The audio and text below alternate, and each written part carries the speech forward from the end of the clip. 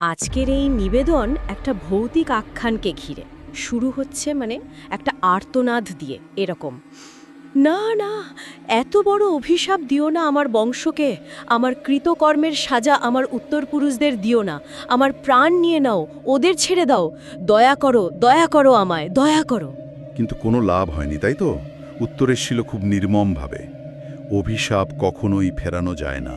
হ্যাঁ, সময়ের নিয়মে তোদের বংশের সকলকে এইভাবেই মরতে হবে, এটাই তোদের নিয়তি। আর এই কথাগুলো বলার পরে এক পৈশাচিক উল্লাসে ফেটে পড়া এক নারী মূর্তি সে অন্ধকারে মিলিয়ে যায়। এই অভিশাপ আর প্রতিশোধ নিয়েই আজকের গল্পটা। বেশ জটিল কিছু খুন আর অপহরণের কিনারা করার পর ইন্সপেক্টর অয়ন চক্রবর্তীর নামটা বেশ পরিচিত হয়ে উঠেছিল পুলিশ মহলে। হ্যাঁ, দক্ষ অফিসার ছিলেন। কিন্তু হঠাৎই ওপর মহল থেকে নির্দেশ এলো তাকে বদলি করা হচ্ছে কালিকাপুর, একটা প্রায় অখ্যাত গ্রাম। কালিকাপুর গ্রামটা কেমন? আপাত দৃষ্টিতে শান্ত, একদম নিরিবিলি, কিন্তু শোনা যায় ছোটখাটো অপরাধ নাকি লেগেই থাকে ওখানে।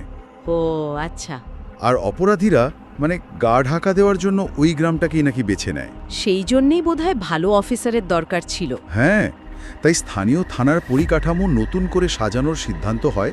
অয়নের মতো কয়েকজন দক্ষ অফিসারকে পাঠানোও হলো। কিন্তু কি বলবো, গ্রামের মানুষগুলোর চোখে মুখে সবসময় যেন একটা চাপা ভয়, একটা সংশয়। হ্যাঁ ঠিক তাই, একটা অদ্ভুত সংশয়ের ছায়া। ইন্সপেক্টর অয়নের তো তখন সদ্য বিয়ে হয়েছে, তাই না? হ্যাঁ, কিছুদিন আগেই স্ত্রী রেশমিকে নিয়ে কালিকাপুরের পুলিশ কোয়ার্টারেই এসে উঠেছেন। কিন্তু একটা অস্বস্তি, একটা চাপা অস্বস্তি অয়নকে সবসময় তাড়া করে বেড়ায়। কেন? তার নিজের জীবনেও একটা গোপন সত্যি আছে যা সে ভুলতে পারে না। স্ত্রী রেশমির জন্য টান আছে